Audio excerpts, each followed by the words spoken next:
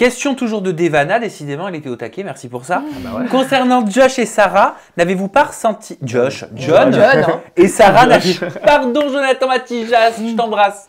Vous n'avez pas ressenti qu'ils avaient pris la grosse tête en se plaçant en leader des candidats, se mêlant de toutes les histoires pour faire plus de séquences possibles, surtout John.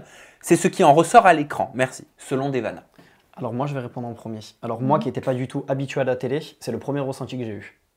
C'est le vrai premier ressenti que j'ai eu, c'est ça. Je me suis dit, ils prennent pas beaucoup de place, mais dans le sens où ils veulent être partout en fait.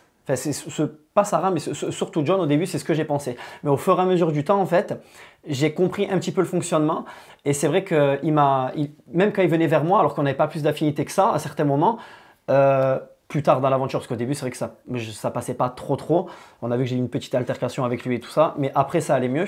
Et en fait, dans le sens où, quand il venait vers moi, il essayait de me tirer les vers du nez pour que je sorte un peu plus de choses, parce que c'est vrai que je parlais pas trop, en fait. Moi, je suis quelqu'un qui analyse beaucoup, en fait, et qui parle quand il faut parler.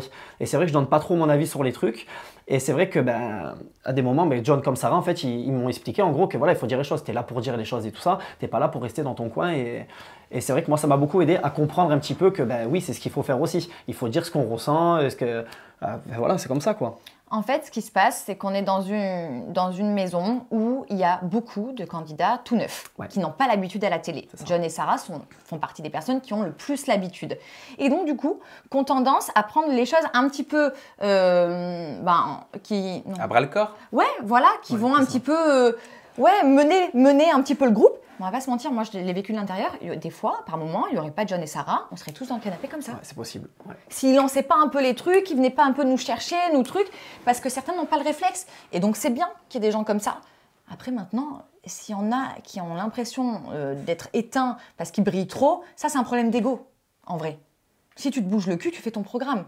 Moi, personnellement, John et Sarah, je suis ravie qu'ils aient fait partie du programme parce que quand moi je suis feignante ou que je suis en manque d'initiative parce que j'ai pas d'idée, je suis là, je zone dans la villa et je sais pas quoi faire, je suis bien contente que d'un coup il y ait John et Sarah qui aient une superbe idée pour faire un jeu à la con et que ça fasse vivre un peu le truc, quoi. Qu'est-ce que vous pensez de leur rupture? Est-ce qu'il y avait des signes annonciateurs pendant que vous étiez en tournage? Moi, j'étais choquée de la rupture. Je m'y attendais pas du tout. Je suis déçue parce que ils étaient mignons ensemble. Maintenant, c'est deux belles personnes, indépendamment l'un de l'autre. Ils retrouveront quelqu'un et je me fais aucun souci pour eux pour se remettre de cette rupture-là, quoi. Bien sûr, ça nous a fait un peu de peine. On les a côtoyés pendant plus de 2 mois ensemble, donc...